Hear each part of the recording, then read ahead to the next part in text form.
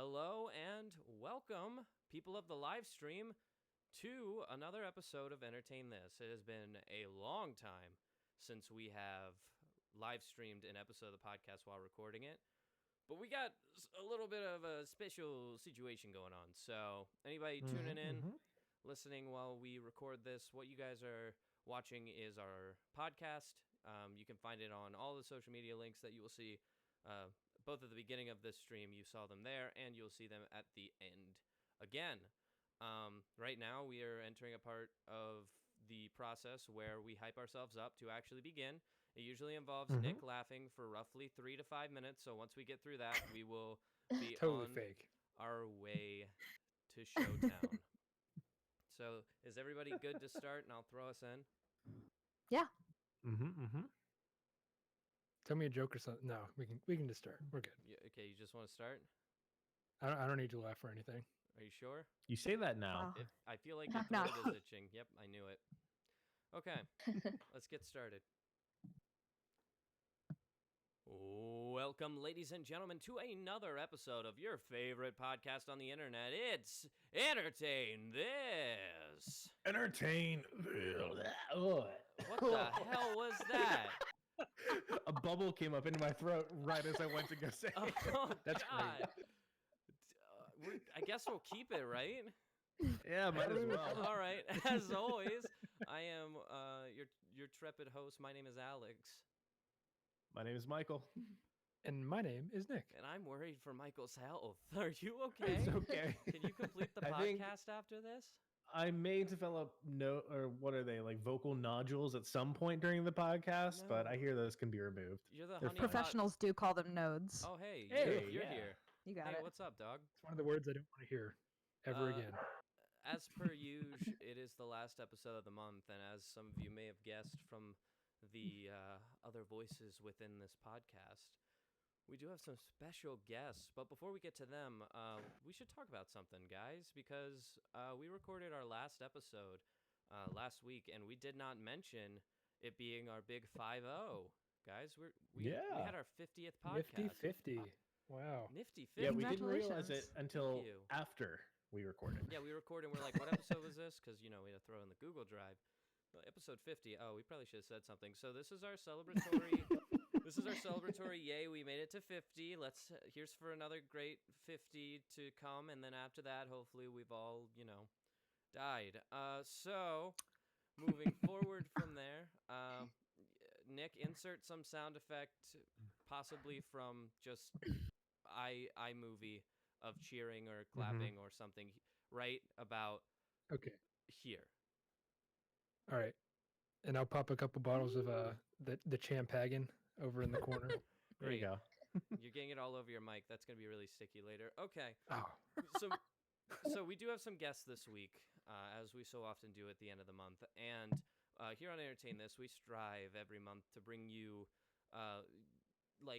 upgrade. We always want to bring in somebody new and interesting and cover something that maybe the three of us as your hosts who you're used to hearing maybe can't cover ourselves. And I think we really hit the nail on the head with this one. I think you boys would agree. We have a writer and an editor from More Magazine. And if you guys would like, you guys can go ahead and introduce yourselves, tell us about the magazine, and tell us what we're going to be talking about today. Yeah, we'd love to. I will start really quick because I have been on the podcast before. Hey, I'm that's Chloe. my girlfriend, Chloe.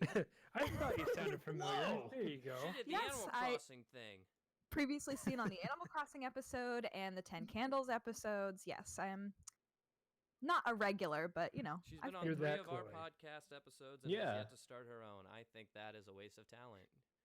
And I think in spirit, we can Start one. count you as being a part of the bourbon episode as well. Yeah, Thank you. I was were there. in spirit. In spirit, right? You Mhm. get it? 'Cause Wow. it's, Ha, because it's about spirits. Bourbon. That's nice. a good one. Nice, guys. Good goof. We're starting off strong. I'll show myself out. Yeah. Really sorry. And my friend Ariana is here with me today because we are going to be talking about something that is very much of mutual interest, which is women in entertainment and media. Hi, Hell yeah. Ariana. So tell us a little about yourself, Hi. Ariana. Hi, I'm Ariana. I founded More Magazine at the end of 2020. Great time to be starting a business. Oh yeah. Um, it stands for Making Opportunities Reachable for Everyone. So each issue, we seek to curate content that educates, inspires, and calls people to action with the knowledge they gain.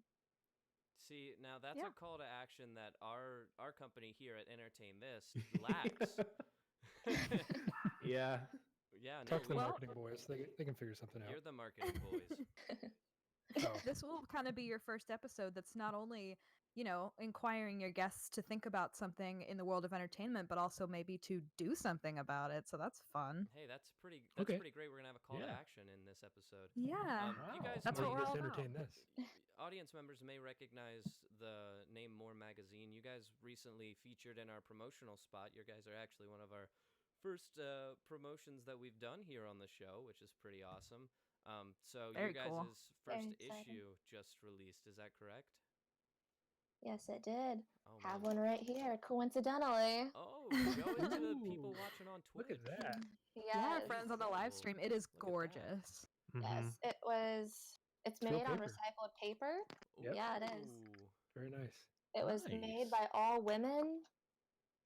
And we Okay. Love that. offered free advertising to women-centric nonprofits and women-owned businesses. That's so Very cool. nice. So, it was a very- see, when I say that we found experts in the field at which they're speaking, they literally wrote the book on, the working woman in entertainment. One of the so- And books. they're both At least women. one One of of, the- one of the Wonderful. many. One of the many books. So from this point on, I'm gonna shut my big mouth and toss it over to you guys. Take us away. Teach us. Educate us. Well, we'd love to. So we're going to be talking about women in entertainment, and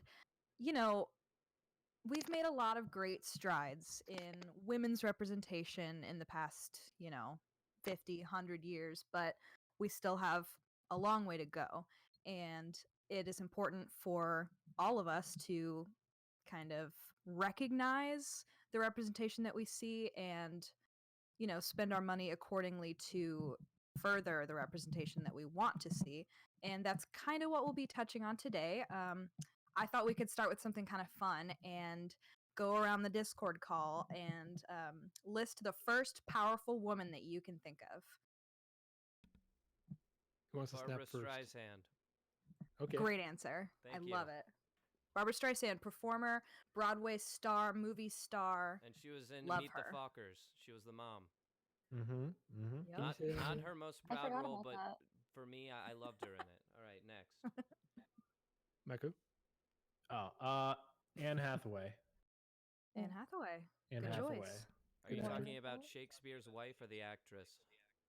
Yes. Yes. Mm-hmm. Yeah, I'm if you con- dealt with convinced they're the Shakespeare, same then person. you're definitely someone of power. Wow. Okay. I'm going to go with Oprah Winfrey. That's just the first person that came to mind. Yeah, I love that. Good choice. Absolutely. And Are we going- Oprah is interesting because she, not only had her own TV program, but she became kind of a mogul herself. She grew her business because of her TV show. So Mhm. a very She owns a network now. multifaceted, talented, powerful woman. So Ari, when she was making More Magazine, asked me to write an article about representation of women in the media. And that kind of sparked the idea for us coming on the podcast today and talking about it because, as far as we've made strides, there is still a long way to go. And first, we're just going to kind of hit you with some basic statistics to prove that, we're still kind of lacking in terms of actual representation for not only women, but women of color. So, my first little stat here, I pulled this. We can list our sources in the show notes if we need to, yes? Ooh. Oh, that sounds Be like a credible Hulk. something that Nick would really, really like. Yes. We don't Well, normally we'll- cite our sources, but yeah, we can do it for this episode because it's exceptional. Sure. Yeah. So you can check out the, statistics websites below, but the first figure that I jotted down was in the 2019-2020 season of television. 42% of streaming programs had clearly identifiable sole female protagonists, whereas cable and broadcast had 27% and 24% respectively, which I thought was interesting, first of all, because there's a bigger spike in streaming representation for women than there is on cable and broadcast. And I think it's fair to say that there's a better representation of people of color, too, if you look at like the Netflix originals and stuff. Would you guys agree with that? Mhm. Yeah. Yeah, Yeah, I'd say so. I have a hypothesis as to maybe why. Would you care to share now? Sure. Older generations kind of tend more towards cable TV, where the younger viewer goes to, say, a Netflix or a Disney Plus. Usually because we don't actually know how cable works, and we don't want to invite somebody to our house to set it up. But Right.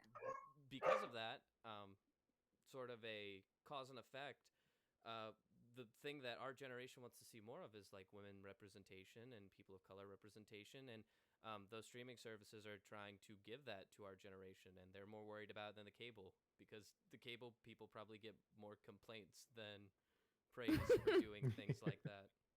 Yeah, absolutely. And on the other side of it, on the production side of things in terms of television, I wrote this stat down. I thought it was interesting. Women working as creators, directors, writers, executive producers, editors, and directors of photography reached historic heights on broadcast and cable programs at 31%. Women accounted for 30% of behind the scenes individuals working on streaming programs. So we still see a large majority of men working behind the scenes Yeah, on we'd really like all to see these that programs. 50-50, right? Like that's where we'd like to Right, see that's it. ideal. Mm-hmm.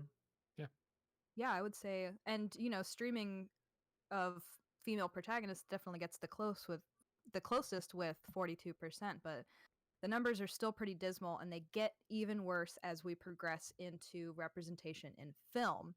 The next statistic I had is that female representation on the production side of film is, in this last calendar year, it was 7% of directors, 13% of writers, and 20% of producers on, the highest grossing movies of the year, which is not great.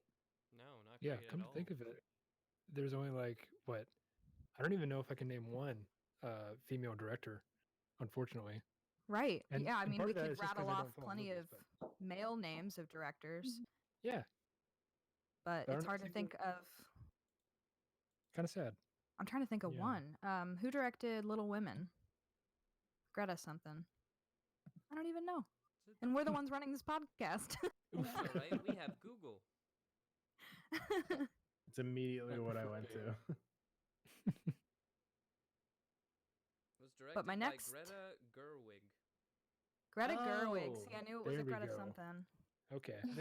There's Catherine Bigelow. She directed Zero Dark 30 and The Hurt Locker. Oh yeah, man. Two No movies way. that Yeah. two movies that sit in genres that you would not think that would be something that would like be directed by a woman. Absolutely. I remember Yeah. the buzz when she got nominated for The Hurt Locker. People were like, "Wow, was not expecting for a woman to be behind this." Yeah. That's a hardcore like war film too, like Oh, defusing yeah. bombs in Afghanistan and Iraq. Which I Good think luck. is really cool because like I think this kind of comes along with progression and like progressive mindsets is not only the paying attention to things like stereotypes and breaking down the walls and barriers for people of color and women in their industries, but also kind of like a self-awareness. So like in those movies, one of the big themes in both is mental health of the main characters, which is like typically you wouldn't see that. You'd see it kind of like as an underpinning of like a war movie where it's like the main focus is the action, but that's like the main focuses of these movies is the mental health of the characters, which Catherine Bigelow did an awesome job of portraying that through like not only like the interactions between the characters but also like the imagery in both movies. Absolutely fantastic. Definitely And agree. how important to address mental health in one of the most, vulnerable demographics in America. Right. Well, it's interesting. So, yeah, go ahead. I was reading on Twitter the other day some thread, and it was talking about how differently men write and how women write, and I think that kind of carries over into directing too. Like you're going to see things from a different view and like highlight different aspects of a movie or a show that might not otherwise be highlighted. Hmm. Yeah, men and women are For different sure. in a lot of ways. Oh yeah. Yeah.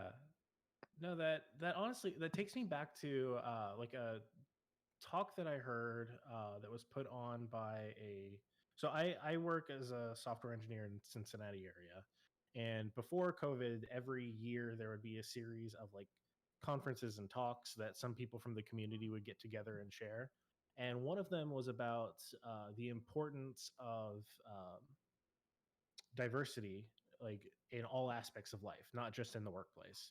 And one of the most poignant things that stood out for me from that conversation was not only is it important just from like a metrics point of view for uh, to have a diverse workplace or for to just be in a diverse place, but mostly because diversity brings a different set of ideas to the table. If Mhm. all you are getting are the same ideas from the same core people, then nothing's ever really going to change and evolve. But it's once you get in those different mindsets and different views, different backgrounds and cultures, that's where things really start to evolve and grow, which I had just never even thought of. Yeah, really well said. And you know, part of the magazine itself's goal is to give a voice to people who might not necessarily have a chance to share their story, and um, it's really important to get that stuff out there. People like to feel represented. So, Feels good. so Chloe, you wrote an article within the magazine that you're referring to. That's correct. I did. Do you want to tell us a little bit about that article? Because I think it ties into this podcast that we're doing really nicely, and it's probably a good thing to mention if you guys want to read said article that we're about to talk about. Ari, I just dropped my pen. It's so professional. Are the magazines still on sale? Like, can you still order the magazines? Yep, you can still order a hard copy, and then the articles themselves, you can read them on the website too. Cool. So So we I can can, link a copy of my Mhm. article. Awesome. Yeah. Hey, how about that? All these links in But the show yeah, notes. absolutely. Links in the show notes. Yeah. Let's see that meme. So that article that I wrote is called Media is a Man's World, and it started primarily because I have a Bachelor of Fine Arts in musical theater, so my expertise is kind of on the theater side of things and discrimination against race and disability and looks and height and size, you know, every aspect you could possibly imagine in theater. And Ari and I decided to kind of hone in on women being represented in theater and in film, and why it's so important for us to include all kinds of people in our stories. Yeah. Yeah, I think at the beginning when we started talking about the article, it was after like the big award season. And I remember Mhm. we talked about Natalie Portman because there weren't any women directors nominated last year. And she wore that coat. I don't know if you guys saw it, but she wore a coat that had a bunch of women directors like embroidered on it. Wow. And everyone was like, wow, that's so great. Like she's showing off the coat. But you know how it goes in like Twitter threads. You read through it, and someone's like, well, Natalie Portman was a producer for a few movies, and she only hired one female director, and it was herself. So Great. we like Yeah. our call to action is kind of like in that specific article we were talking about how like if we want to be about it, you got to like follow through and like really be about it. And Right. one of Because we can the applaud yeah. these powerful people all day, but if they're not actually following through with their money and with their actions, Mhm. then, you know, we can't support them Yeah. as real contributors. Right. Right. Yeah, there was a phrase my grandfather used to use quite a lot from what they tell me, and it was money talks and bullshit walks. That's So good. obviously a lot of what you're saying and what I'm kind of picking up on, correct me if I'm wrong, but we as Americans and as good honest capitalists, right? Hmm. We vote with our wallets primarily. Every day. We every day, like, do I want a Kit Kat? Do I want a Twix? That kind of stuff. As simple Mhm. as that. Like, I don't know, what did the company of Kit Kat do to people in like South America? You kind of have It's to be almost conscious of all impossible to that thing. keep up with it, but Oh yeah, Mhm. as long as it is something that you think about and strive to make good choices, then we're still doing the right thing. right. Yeah. Just be conscious of that. That's what we're asking here, I Mhm. think. Yeah, we want to be responsible consumers of everything we purchase, not just of our media. Exactly. I think Alex said that a little bit earlier too, with how more of the streaming services are catering towards like the younger generation and like what we are wanting and what we're asking for. Right. So Yeah, I 'cause they mean, have I to. feel like exactly, yeah. So I feel like when we are actively voting with our wallets and like kind of using that as like, well, if you want us, then provide what we want. Yeah. It's Or I'm gonna unsubscribe. How about that? So, I included oh, I'm sorry, go ahead. no, you go. I included another statistic specifically about women of color directors of major studios.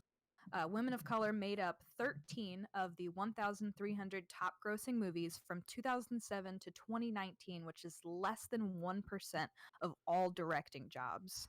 And if we go like line by line, according to production studios, the women of color representation at Warner Brothers, 2%. Paramount, 2%, Sony, 1%, Disney, 1%. We see a little uptick with Universal, 3%, Fox, 4%, but then there's Lionsgate, STX, and a bunch of others that have literally 0% of representation.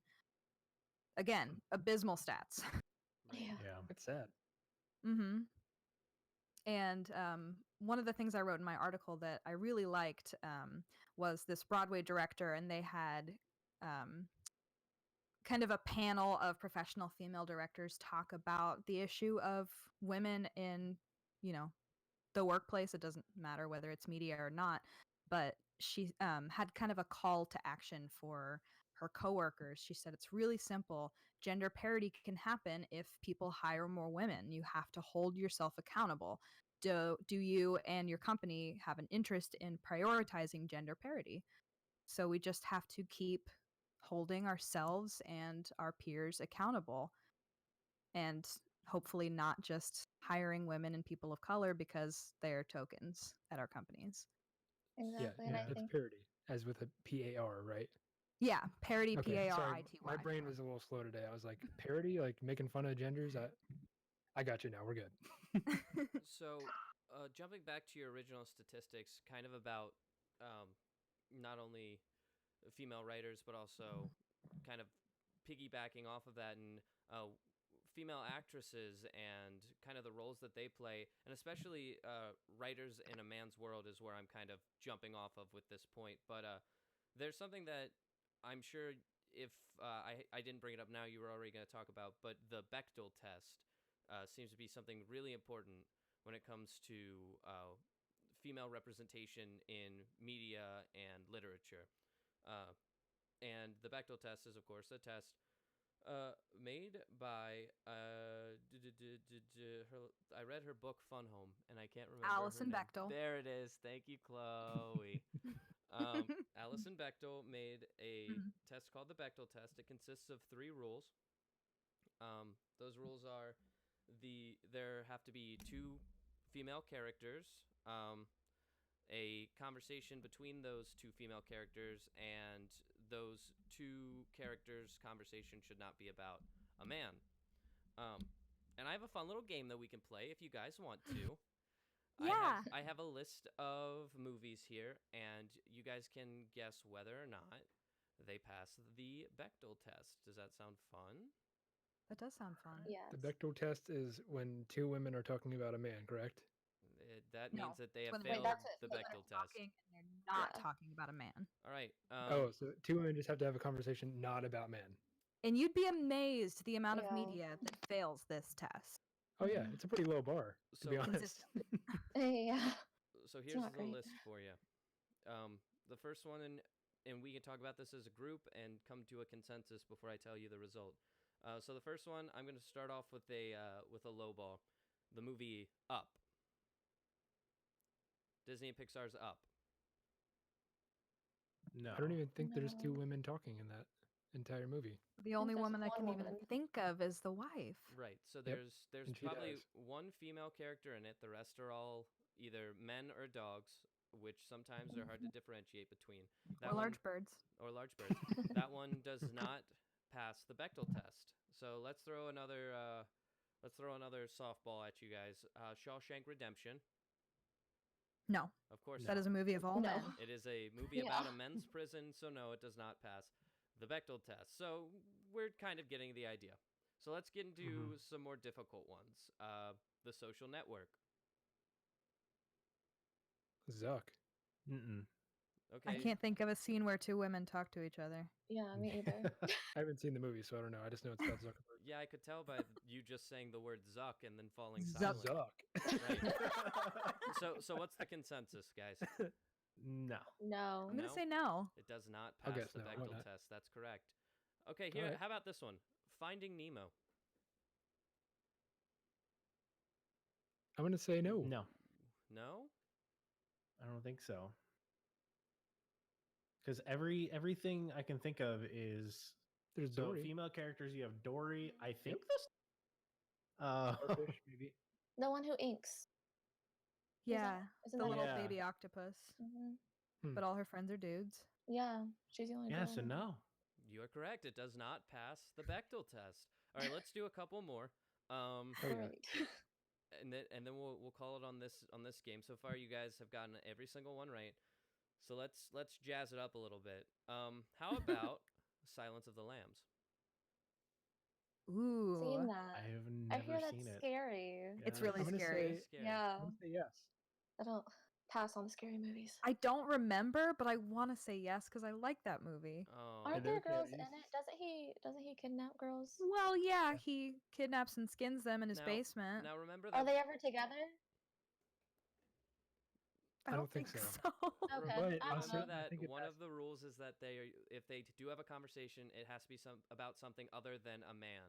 Well, And they're they would be probably talking about the guy. Buffalo Yeah. Bill, so So what's the guess? Oh, Hannibal. no. Now keep in mind, if at any point during the movie it passes all three of these, it passes the test. So if for a second they're talking about something other than a man, they made it. And believe it or not, Silence of the Lambs passes the Bechdel test. Hey. Yeah, Right? it Does actually it say when? What's the It does not say conversation? when, but it does say Of that course they it passed. doesn't. So go watch the movie and find that moment. Maybe I will. Really? Ugh. Name all the lines of dialogue. You watch the movie, name them all. All right. Name one. Here's an interesting one. How about The Fast and the Furious? Oh, I'm so embarrassed. I haven't seen those either. That's okay. The haven't original? The That's with the original fast car and the drivers. Furious. It's mostly guys though. Some hot Yeah. girls. There is one hot girl who's Okay. the sister to Dom. Okay. She's played by Uh, Megan Fox, right? Nope. That's no. Um, You're thinking of Transformers. Let's keep going. Oh, okay. I got excited. I thought there were cars. Speaking of misogynists, Ooh, throw Yeah. Michael Bay in there. Yeah. Ugh. So I heard he's a consensus. tool. Fast and the Furious. Where we sit? I'm gonna say Sure. I'm gonna say no, but I wouldn't be surprised if it's a yes. I think Give I it a got. thumbs up. I think I got 3 no's and a yes. Is that correct? Yeah. I'm Yeah. the The yes. answer is no. It does not pass the Yeah. Bechdel test. Come on. All right, Yeah. last one. Come I swear. How Embarrassing. about let's go with Mad Max Fury Road? Ooh, yeah. Yes. Yes. Does? I say yes. so. Yes. Yes. Everybody consensus. Yeah. It passes no, the there's convers- Bechdel test. Yeah. Yeah. Go Absolutely. Charlize Theron. Yeah, there's a conversations with Charlize Theron and the other daughters of basically Jabba the Hutt. Ugh. So that was our first Yeah. rendition of Does It Pass the Bechdel Test, an ongoing skit that just started on Entertain This. Let's see if we ever get back to it. Nice. I like it. Great bit, Alex. Great bit.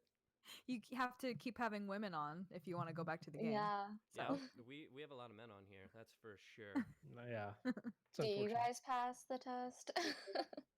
We rarely talk hey. about men. So Yeah, Chloe, Ari, why don't you guys have a quick conversation about entertainment media or something? Yeah, then Like we'll we've pass been the doing test. for the last half hour. Yeah. then we passed the test. We did it. Yeah. Honestly, though, once you started talking about that, it made me think about TV shows, and even some of the women-written ones. Like, I'm thinking of like the Mindy Show, which is a fantastic show, Mhm. Mhm. and I feel like there is more culture in it. But Yeah. pretty sure all of Mindy's problems are men. Crazy Ex-Girlfriend, don't even get me started. Ooh. Oh, I just started that. Oh, it's fantastic. Yeah, I mean, Yeah. they never talk about anything but Josh. Yeah. And Gilmore Girls, a show that I had just binge watched all the way through. Sorry, Michael, that's why it's on your Netflix. Yeah.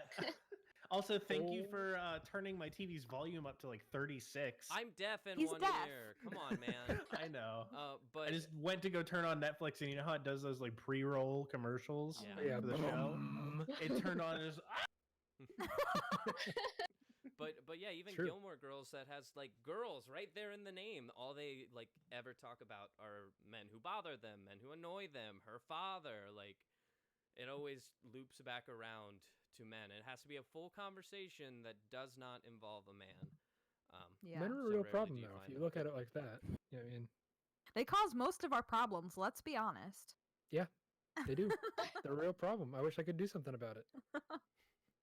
It's kind of wild on the flip side, though, how like there's plenty of men's movies or whatever that don't talk about women at all. Yeah, I Mhm. mean, Yeah. it kind of falls into the stereotype of like men can't talk about their feelings, so like you'll never see two guys just like, man, I just can't stop like, well, I guess in most rom-coms you have a moment where they're like, I just can't stop thinking about her, but like in any other form, It's romantic, though, yeah. it's like But it's different. Like talking about a woman with your Yeah. guys is okay, but like talking about just your individual feelings never happens. right. Why would I talk about my feelings to other guys? Then See, let's call that the entertain this test. It passes the entertain this test if it has a scene where a man is talking to another man and it's not about a woman, it's about his feelings. Then it passes the Ooh. entertain this test. That's good. Well, yeah. Wouldn't the Sean Shank redemption then pass that one? It would. Well, Yeah, they Yeah. do talk about their feelings. yeah. And so would yeah, Green they get Mile. locked up for so long. Green Mile. Ah. Yep, Green that Mile one. surely would. All right, so that's two that passed the entertain this test. If you guys have any more, get with us on Twitter.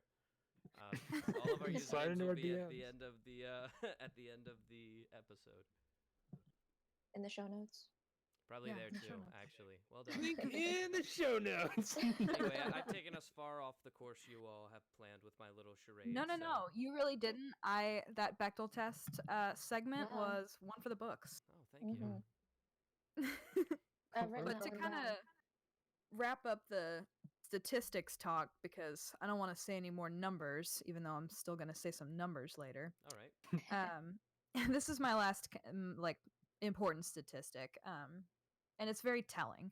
I'll definitely cite this source below, but the percentage of female film directors in 2018 jumped from 4.5 to 10.6 in 2019. But based on years of percentages and data, this figure is probably going to drop again. So it goes up and then it goes back down a lot, and then it goes up. It's like 2 steps forward and 3 steps back.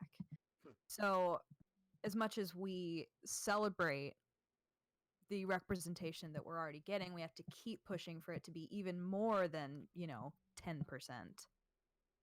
Yeah. Could I do a little metaphor right here? I promise it won't be too bad. Just don't Yeah. quote Stalin. We will Yeah, not no quote Stalin Stalin or in this episode. So when I grew up, my mom cooked a lot, like with bland stuff, a lot of spaghetti, a lot of like just regular old chicken. And now as I've kind of grown up in my kitchen right now, there's an entire spice rack, and I marinate chicken. I put spices all over it. Yes, you I do. don't just cook with regular old pasta. There's a little whole grain in there. I sprinkle it on. Little Um, Salt Bay action. but yeah, I mean, if you compare that to like media and diversity and inclusion and all that, it's like I grew up raised on white men on the TV talking about how women are always nagging them to do their chores or something like that. Tim Allen Women be plug right there. shopping. Women be shopping though. Woof. And then nowadays I turn on the TV like Disney Plus. I just watched a movie called Soul, which is African American protagonist. Go check out that episode. And it's like up until this point, that's all I had. It was just white men. But now that you have like this perspective of all these different types of people and all these different backgrounds, like that's a huge thing, and it adds like a spice to life, if you will. Nick, I Yeah. hate to tell you this, but Soul doesn't pass the Bechdel test. Damn it. But even though it doesn't pass the Bechdel test, it's still offers us a unique perspective that some of us would never get. And that's what stories are supposed to do. They're supposed to offer us looks into people's lives that we would never otherwise obtain. We want to live as many lives as possible in the one life we get, and that's what stories do. Great. And like having that representation, like living through other stories, but also feeling like there's someone that you can relate to. And I feel like once you see something like that in a movie, you know that like other people also feel the same way that you do. So there's like a weird sense of unity even when you're just watching it at home by yourself. Absolutely. We're all human. We all feel the same things. Hmm. We do. And it's nice to have universal experiences. It's affirming that we're all human. Hmm. And to the point about like how you said your mom used to cook kind of bland and now you spice it up in the kitchen. do. I think that's like I think it was Nelson Mandela that said it, but I could be wrong, so don't cite this one. But um how they say like be the change you wish to see in the world, and so That's I feel Gandhi. like That was Gandhi. God dang it, somebody Right. impactful. But I feel like as we get older and as a lot of like people of our generation are entering like these newer positions or like positions that are higher up and like making those choices, that I mean I'm hopeful that we'll continue seeing more diverse cast and diverse production teams as we're the ones growing up and being like we want to see this and not just like like wanting it on the consumer side but making it happen. Yeah. Yeah, Yeah, what an more diverse inspiring teams note. outperform. They outperform everything. Like, I don't know. I can't cite the statistic off the top of my head, but like with marketing teams in particular, the more diverse a team is, the more better they perform. Every campaign they do is And like doesn't it make sense? Mhm. obviously makes sense. I mean, if you're a creative person, you need different perspectives. You just can't eat raw spaghetti every day and expect a spice to come in there every once in a while. Sorry, I'm overusing that metaphor. I must be hungry or something. Raw, I just is ate the dinner. spaghetti at least cooked? It might be. Who knows? It's bland as hell Oh, though. boy. Yikes. Either way, it's bland as hell. Just like Well, I wanna movies without the segue- Bechdel test passing. Bland as hell. Thank you. Thank you for your snaps of Thank you. appreciation. Sorry I interrupted your segue. Take it. Ride that segue into That's the okay. sunset. Go I for it. am. I'm gonna segue off of the point that our generation is now getting old enough to start being promoted and Mhm. to start making important decisions and reflecting what we want in our media. But I guess I have another stat I'm gonna throw in your face, but I think it's the last one. So there you go. Women make up 49% of the workforce in media and entertainment, but this figure is mostly made up of entry level positions. And it is easier for them to be promoted. Women statistically get promoted faster, but then once they are promoted, we see a huge drop off when they reach these high level positions of the people that they are responsible for. And a majority of women report higher standards for work than their male peers. There was a study done on a US national survey that showed that women who got straight A's in school oversee the same amount of people in the workforce than men who got like F's in high school. Yeah. Once they reach the same position, they're overseeing the same people. Hmm. Which doesn't Mhm. feel right. No, No, that ain't right at all. that's largely upsetting.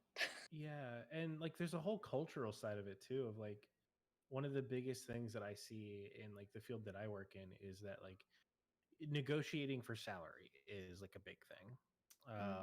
When it comes to like men are much more willing to overstate their expected salary than women are. Like women like believe that they should like whether it be like internally enforced or externally enforced, like they generally don't offer or like try and contend a salary more than what they believe they're actually worth.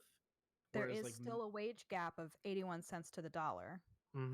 and a lot of it, especially in these higher paying jobs, comes from men not having the same standards for what they want or like what they try and compete for like Right. when women do. And that could be the whole side of like women not like culturally women not deserving these sorts of positions or whatnot, just leaking into subconsciouses.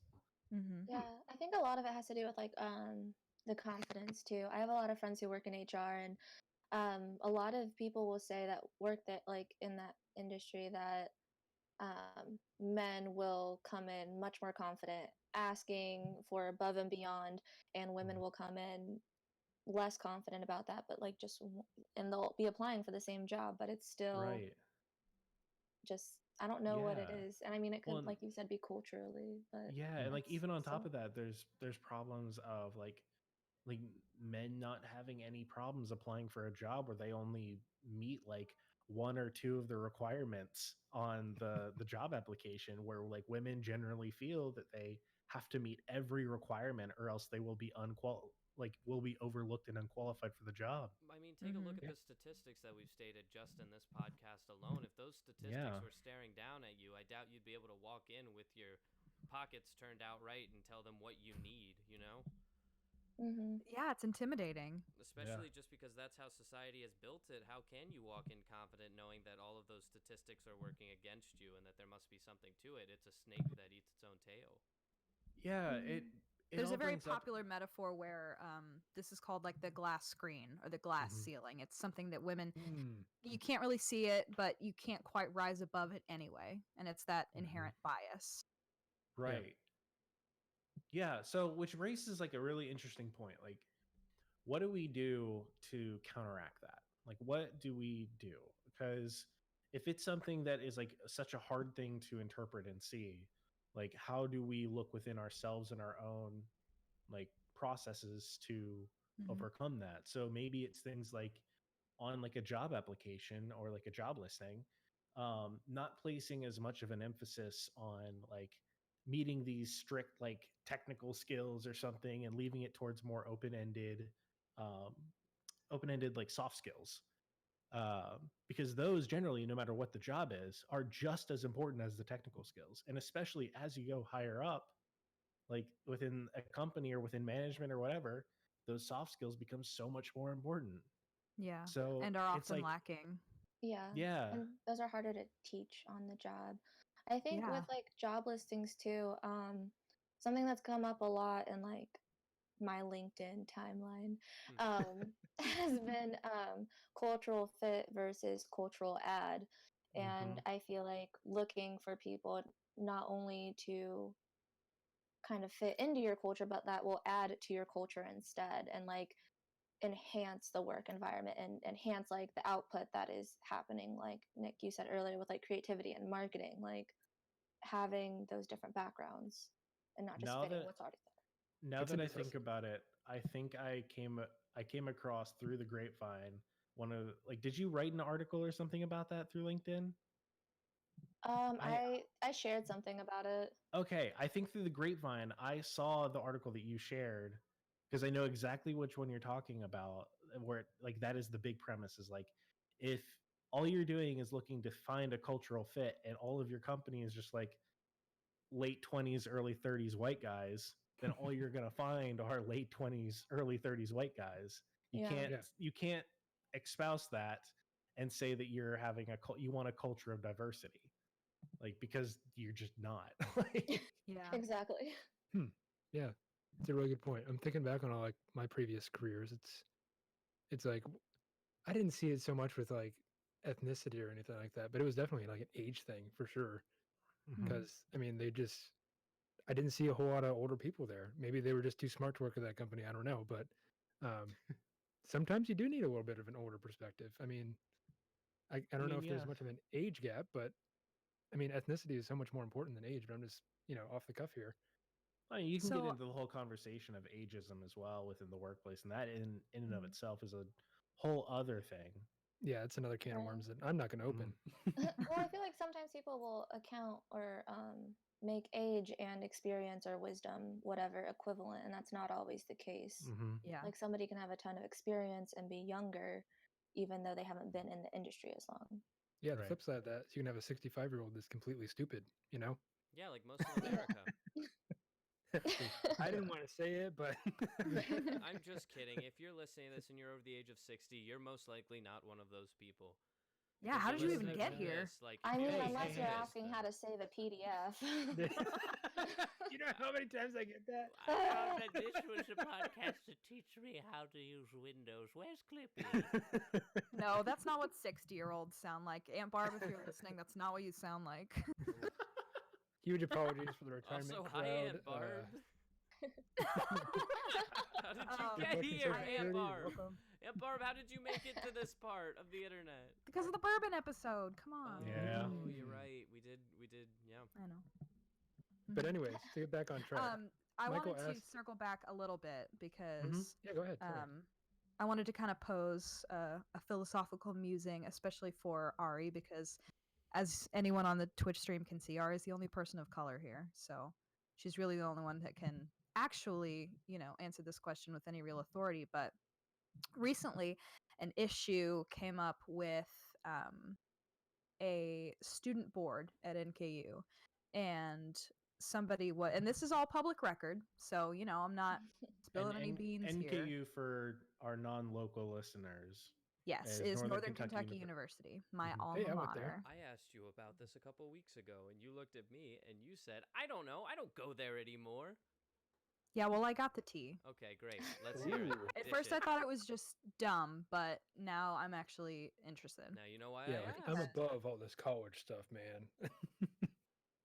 Well, at first I thought that it was just, student government infighting, but what had actually happened was their president was kind of under trial because she was quoted as saying that she was representing the accurate student body of NKU because she hired every person of color that applied to work on the student government board. And people were like, isn't that tokenism?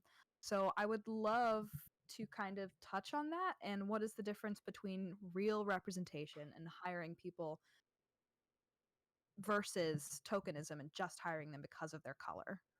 I mean, I think that kind of goes back to what we were talking about earlier, with how hiring people for a reason or just hiring them to have a picture of them on your website or whatever. So, I mean, obviously, I don't think she should have said that. She didn't choose the right words, that's for sure. Right. And I don't think you should just hire somebody because they're a person of color. This came up on Instagram with like a bunch of influencers, especially over the summer. They were like, let's highlight these Black creators. And a lot of the Black creators, they were mostly women. They were like, please don't follow me because I'm Black. Follow me because of the content that I'm putting out and that it's valuable and that it adds to your life in some way.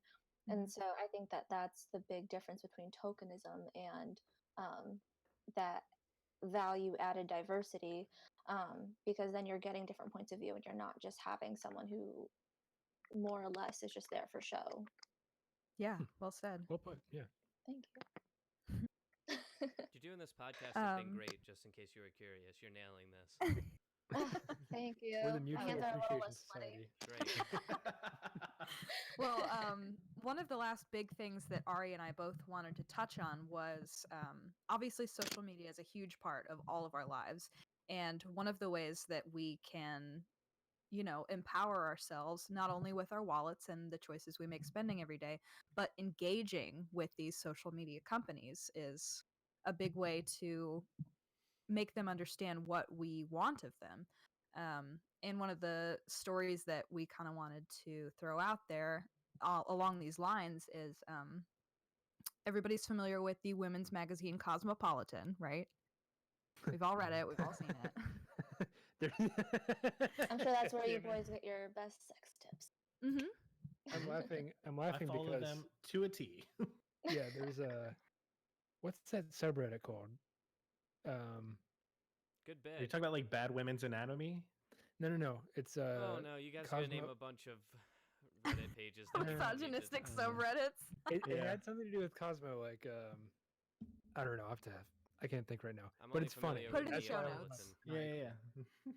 Yeah. It's not misogynistic. I promise. Okay, but Cosmopolitan UK in their February 2021 issue did a spotlight about body positivity, and it was called This Is Healthy. And on the cover it had a plus size woman doing yoga, and there was huge backlash online about them being accused of promoting obesity. And, some of the women that were featured in this issue were athletes and fitness coaches and disability rights advocates and yoga teachers and Paralympians. So obviously, they are healthy people, they're strong people, and just because they look a certain way that our European brainwashing doesn't agree with doesn't mean that they're not healthy. So Cosmopolitan kind of had an uphill battle when they posted that article, that spotlight. And It, as Chloe said, like a lot of the social, I think it is like a lot of people who probably weren't even subscribers that just saw it and Yeah. Right, Hopped Hopped on the because hate bandwagon almost, right? It's Mhm. Yeah, probably you have to mostly believe people who the- use Facebook. I'm having a lot of hot takes this episode. Not to call But you anyone have to out. believe that the regular readers of Cosmopolitan would be. I was psyched to see this feature because, women that look like that can look at Cosmopolitan and be like, yeah, I'm healthy and I'm beautiful too. And just because I look this way doesn't mean that I'm not. Yeah. And That's part the of it, message. yeah. Go ahead, Ari. And especially because I know one of the other articles or examples that we talked about was Vogue's body positive issue that came out, and it was literally all like Kendall Jenner replicas. Yep. Down the line, except for like yeah. one plus size model who was Mhm. like a size 8. Yeah, it was Ashley Graham, and she was the only one that they had like cover her leg or whatever. Everyone else had like their hands on their hips, and they had Ashley Graham, who was the plus size model for that cover her leg almost to like, because then it created the illusion that she was like the same size as the other girls, which Right. that's not. I mean, So we get this opposite end of the spectrum, Vogue saying this is beauty, this is healthy, if you look like you could walk the runway, mhm. which I- is damaging. I think back Yeah. to an episode of a TV show long forgotten by many in our generation called That's So Raven. Not long forgotten, baby. We Ari's love face was that. just like, yes, I know where you're going. Great. I had a vision. Right. That is so Raven of you. So there was an episode of That's So Raven. Everyone knows, of course, because everyone knows about Raven Simone, that one of her dreams was to become a fashion designer, and she finally designed a dress that was going out on the runway. Oh, Michael's catching on. Michael knows. I where I'm know coming this from. episode. Yep. This episode I actually watched like 3 or 4 times as a kid, and I loved it. Actually, Yeah, it's can we fire. just talk I love about that. That's So Raven for a second? Because I would love to. Because I got another episode on my mind as well. But there was the episode Talk where about a woman of color representation. there was the episode where, like, you know what? We'll get into it next. I want to finish my first thought, which was this episode was like she made this dress, and basically the person running the runway was like, no, we're gonna have like, you're the designer, you don't get to model it, and Mhm. instead we're gonna have like this girl model it, and the model was like stick thin. And throughout the episode, it kind of becomes obvious that the reason that Raven doesn't get to model her own dress is because she is of plus size, according to this this person running this fashion show. Come to the end of the episode, through Raven shenanigans, she ends up on the runway with the model, both of them in the same dress, and the model ends up like running off or like gives Raven the stage or however it comes to be, but she ends up modeling it, and everybody goes crazy for this dress.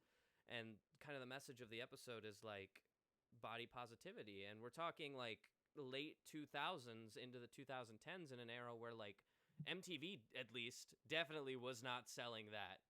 They were not Right. peddling those wares. And it's just shocking that a show on Disney Channel is like, this is maybe not something you want to hear, but something you need to hear. And to kind of roll off of that into the second episode that came to mind when talking about this, there was an episode where Raven was applying for a job, and the manager was like, I don't hire black people. And like said that on Disney Channel, and everyone was like, holy shit, like we're watching this go Whoa. down. And of course, Raven and her Raven ways gets the lady fired, as she should have been.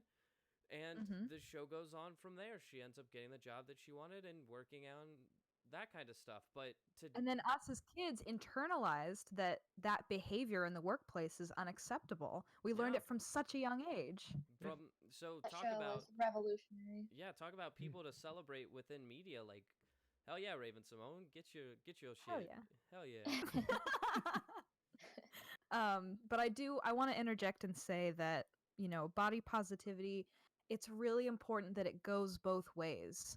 As much as we Mhm. want to celebrate women of any size, plus sizes, we have to also celebrate the women who are really skinny too, because all body shapes are natural and all of them are good, and they all deserve to be represented. It's just that we want more representation of things that we don't get to see. Mhm. Mm. And healthy looks different for everybody. It And does. so that representation should be there Yeah. every time.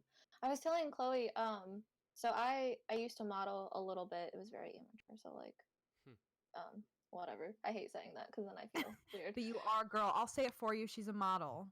Ugh, okay. But I am 5'3", and I was telling Chloe when we were talking about body positivity and like walking the walk and like following through and stuff, and this fashion show week or whatever entity reached out because they saw like my Instagram, and I try to share like my work on there and stuff, and they asked if I would come do a casting. They liked what I did and all this stuff, and like I read up on them, and they were talking about how inclusive and representative they wanted to be of like everybody, and like different colors, different sizes, all the things. And they sent me another message. I can't remember if I posted something that made me look like my actual height or whatever, but they were like, by the way, how tall are you without heels on or something? And I was like, oh, I'm 5'3".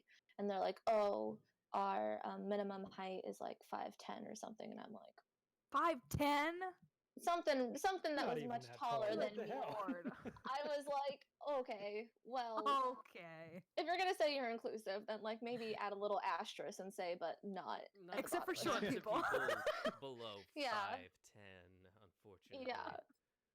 Yeah, that So- brings up like, Okay. the flip side of that, which is well, I guess men kind of struggle with that, not as much as women, of course, but like the whole Tinder bit where it's like, I only Mhm. date men that are above 6 feet. It's like, Even though they're like 5'2", it's like, girl, what are you getting at? Yeah, but let's not discount the fact that men are definitely pretty vocal about what they're looking for in women too. oh yeah, Mhm. definitely. Yeah. Objectification happens always.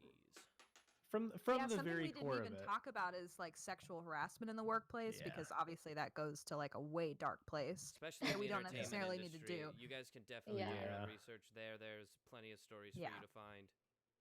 Oh yeah, Or keep yourselves informed, but we don't have to get into it. It's important to acknowledge that it happens, but Mhm. Mm-hmm. Yeah. great. Yeah.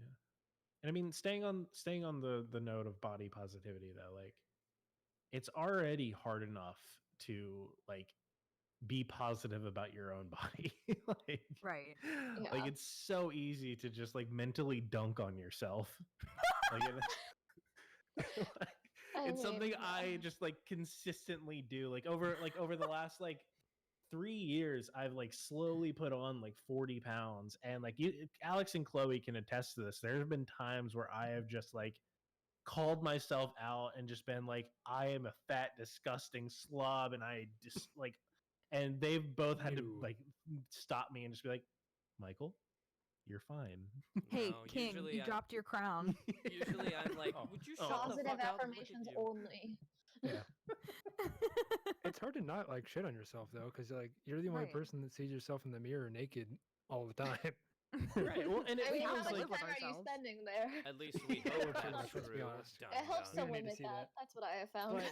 well, I mean, it's you feel like this inherent right to be able to judge yourself differently than like how other people can judge you. And so there's less of a mental barrier of like, oh, my actions, how do they, or my actions and thoughts, how do they affect others? You don't even have to think about that because it's me. I know how it affects me. It makes me Yeah. sad I all the really don't. time. Anyway. It makes me really sad for no goddamn reason. I just got out of the shower. I was feeling good. Now I'm sad for no. Fuck this guy in the mirror. He's an asshole. No, I'm I clean think as- I've had that conversation like legitimately like once a month.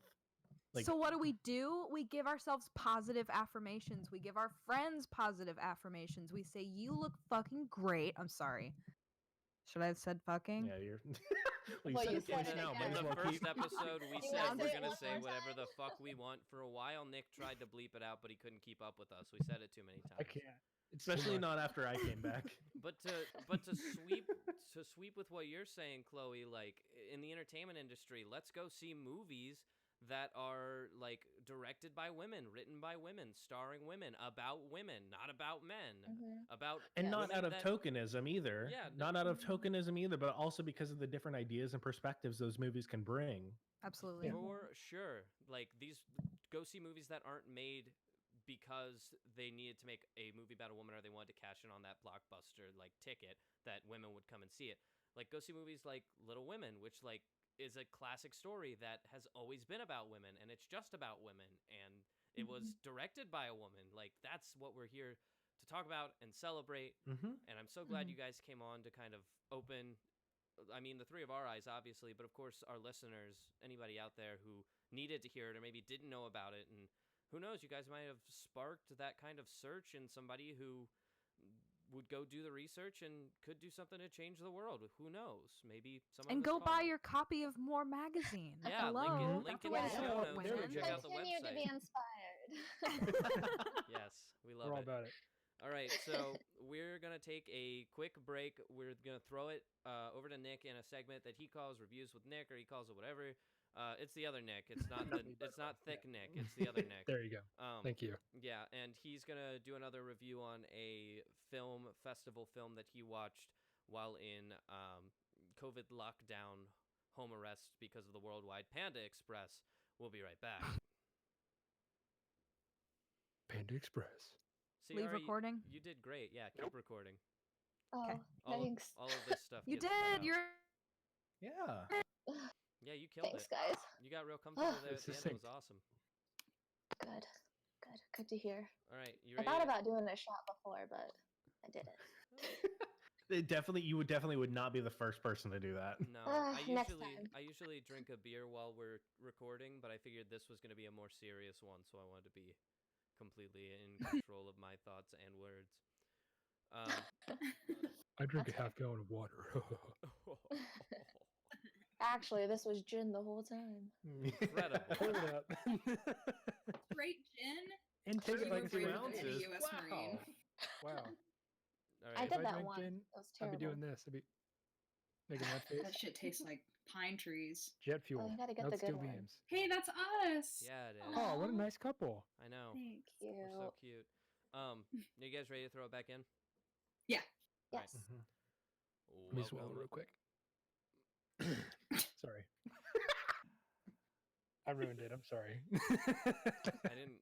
Why'd okay. you have to narrate that you were swallowing? That was Yeah, kind of it's weird. a- I'm sorry.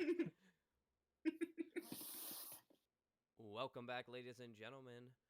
This week we are brought back to our usual rounds where Michael is going to throw a quick this at us. And from what he said before we started recording, it's going to be pretty fucking weird. Let's do it. Oh yeah. Oh yeah. It's not weird. Get out of here. Yeah, Nick, I get the feeling is going to really enjoy this one. So Yikes. today for this quick this, we are going to talk about the incredibly dark lore behind Thomas the Tank Engine. All right. So I'm rubbing my grubby Wait, paws. Let's hold get on. into it. Wait for it. I'll tell you. I'll tell you when. Hold. Blow the train whistle when it's ready. I don't have a train whistle. You're going to have to edit it in. Okay, ready? Get ready to edit in that sound effect and put it in. all right. So we have Thomas the Tank Engine. We all kind of know who Thomas the Tank Engine is, what it is. Like it's a PBS story that comes from like the mid 70s or whatever. But so Thomas the Tank Engine Nick is the said original no. result of I don't know. Sorry. I didn't do research on the origins or whatever, just by like who came up with it. Who came up with this absolute mind fuck of a world. So we have Thomas the Tank Engine. It's the result of the Anglican minister, Reverend Wilbert Audrey, who was trying to come up with stories to entertain his son while he was suffering from measles. So throughout this process, he ended up writing a bunch of books. Ended up being converted into a TV series for children. However, the TV series took on a lot of very dark themes. One of which being that the surrounding world almost plays into a like pre-modern corporate totalitarian government almost. I can see it. And there are boy. examples of this. So first off, Thomas the Tank Engine takes place on the fictional island of Sodor, which is said to be in between England, Mainland Great England and Britain, Ireland. Yep. mainland England, and Ireland in the Irish Sea. Boy, I don't Uh, remember that detail. No, so there's actual like lore behind this shit, which is what got me my interest thoroughly piqued. How did you find this So- rabbit hole? YouTube is all rabbit holes, Mhm. as all rabbit That's holes true. start. Yeah. So that's a pretty bold claim to make that the world around Thomas the Tank Engine, this kid-friendly TV show that we all know and love, is actually a representation of this horrible, horrible dystopian world. But let's point to some examples. We have the sad story of Henry, or in the case of the US, it was titled Come Out Henry. Now, this episode was the second ever episode of Thomas the Tank Engine. And it follows the story of Henry, a curmudgeon of a train who is refusing to leave his tunnel to go out in the rain because it will ruin his new paint job. Can we take a pause? Sir real Topham quick? Hat, Sorry. go. Okay. I feel it's necessary to explain to our guests that our host Nick has a fascination with trains, and more importantly, a fascination with Thomas the Tank Engine, because you might be Yeah. confused by what's going on. That's why he's giddy like a schoolgirl. All right, continue.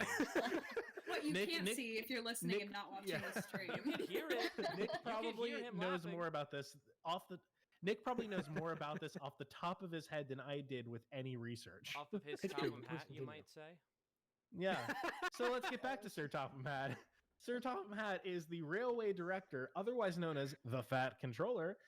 In an effort to get Henry out of his tunnel, orders the passengers of the train to pull Henry out with a series of ropes. They're unable to, and so they end up trying to push Henry out from the other side. Meanwhile, Sir Topham Hatt stands to the side, not helping on account of quote unquote doctor's orders. With the day's workflow completely derailed, Sir Hat decides that Henry must be punished for life. And I quote, "We shall take away your rails and leave you here for always and always." Sir Hat then orders the railway employees to imprison Henry behind a brick wall to live out the rest of his days. In the US version, they insinuate that it is only a temporary thing, but in all other regions, it is quite permanent. Before the last few bricks, the last image we see of Henry is his face contorting into anguish. Other examples, we have the story of Smudger. Smudger comes from the story of Thomas trying to tell something happy to his other train friends. It is that there's a group of 3 lazy trains. One of the trains, Smudger, often forgoes his work to instead run up and down the rail showing off. A manager, in response to this, vows to make him quote-unquote useful at last, and turns Smudger into a generator never to move again. Thomas then goes on to say that the other 2 trains that he worked with worked harder than ever before and lived happily ever after. Oh my Because they were gosh. terrified. You got Yeah. 30 So- seconds to save this bit. Because Okay, it's so so- sad. I'll swing it back around. So there's quite a lot going on, and so people have come up with a lot of different theories of the world. I would leave this to you all to decide which one you would rather believe. Some people believe that the world of Thomas the Tank Engine takes place in a train-based post-apocalyptic world where the island of Sodor is the only safe zone, but where trains are routinely killed and have their body parts either sold or cannibalized for repair. This is To turning counter it this- around. Yeah, to counter this, some other people believe that while this information is presently out in the world, that it is in fact disinformation given out by Sir Topham Hatt as a Propaganda. form of propaganda and 10 seconds. authoritarian disinformation. So I leave it to you all to choose which reality of Thomas the Tank Engine to believe in, but do know that this is the real life world of Thomas Tank Engine. Time. Yep. Fuck. Well, Can I let's go note round that robin. Thomas the Trank Engine was said twice? Shut up. Okay. Thomas the Drink Engine, am I right? He said, He didn't drink "Okay." it. Yep. Okay. well, guys, That's not bad. thanks for listening to another episode of Entertain This. Sorry if you're leaving it bummed out, either because of the realization of how women are treated in media or because you now realize that Thomas the Tank Engine. There you go, Chloe. Might be a cannibal. That could also be happening.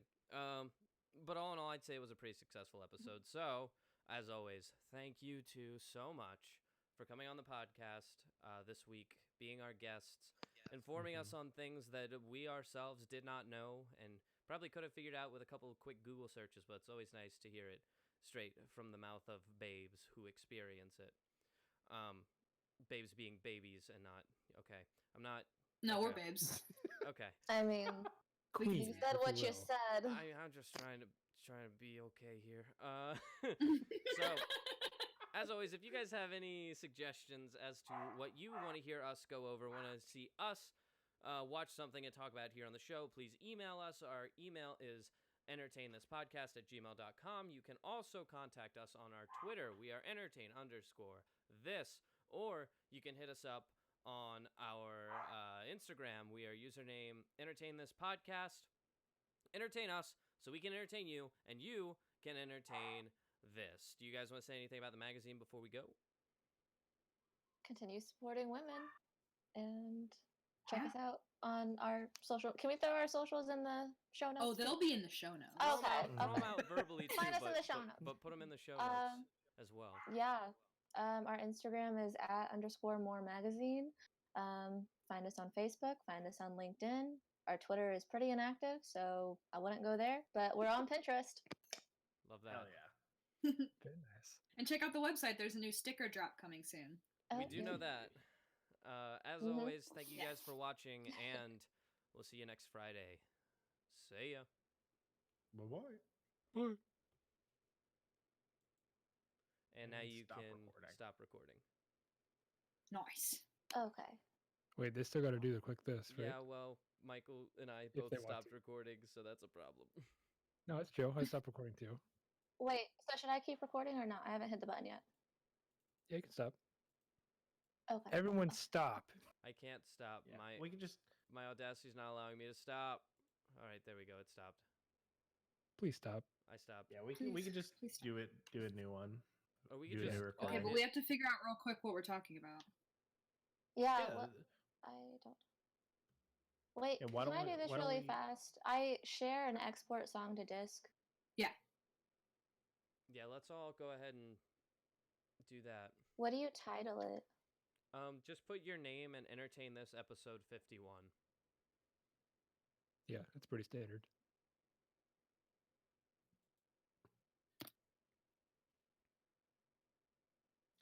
God, I had so many more examples that I wanted to get out, but it just took so long to talk It was through them. it was tough to preface that one. Yeah. I gave you a little bit of extra time because of how many times we interrupted. Sorry about that. I didn't even get to tell the story of Bulgy, No. That's a Oh classic one. no. the double-decker Not bus Bulgy. who comes to the train station and attempts to start a revolution. How's that go? That's shut down. That's shut down. He's labeled a Scarlet Deceiver. What Is the trapped fuck? under a bridge and turned into a hen house. Oh my god. I don't remember any of these episodes. That's what you get for Yeah, unionizing. maybe that's why I'm so radicalized. It's because I watched this shit as a kid, Yeah, but the Yeah. shit told you not to unionize or you'd be turned into a hen house. and I was like, "You Yeah. can try. You were like, bet. Bet, turn me into a hen house. See what It's happens." like all those Disney movies that like are actually really awful. Well, Mhm. Michael, you'll be glad to know the people on the live stream did get to hear that one. Great. Awesome. Yeah, and I can tell you that the second option that you laid down there is probably the most accurate. Mm-hmm. Is that obviously the Fat Controller is well, actually, Thomas the Tank Engine takes place in like 1920s ish, around that time period. Right. So that's right around the time when like steam locomotives are going out of fashion. So they're replacing them with diesels and electric and whatever else. So Mm-hmm. a lot of engines from that time period were getting scrapped in large numbers, which is like death for Thomas, of course. Right. But that's how the Fat Controller would be like, hey, you better be efficient and pull all this mail to the next station or I'm gonna scrap your ass. I hate Or that. I'll trap you in a tunnel. I'll trap you in a tunnel and leave you there to rot. Trap you in a tunnel or For the trap rest you under of a bridge time. and turn you into a hen house. It's your Henry choice. does make another appearance though. He isn't trapped in the tunnel forever. Well, thank Mhm. God. Well, that's great Yeah. news. Just for a while, he's a little sad. All right, team, are we ready to Imagine. start again? Almost done bouncing. Okay, cool. We just have to. You know what? We're gonna take a short break from the live stream, and we will be right back. They're gonna do their quick this for next week. Okay. So see you guys then.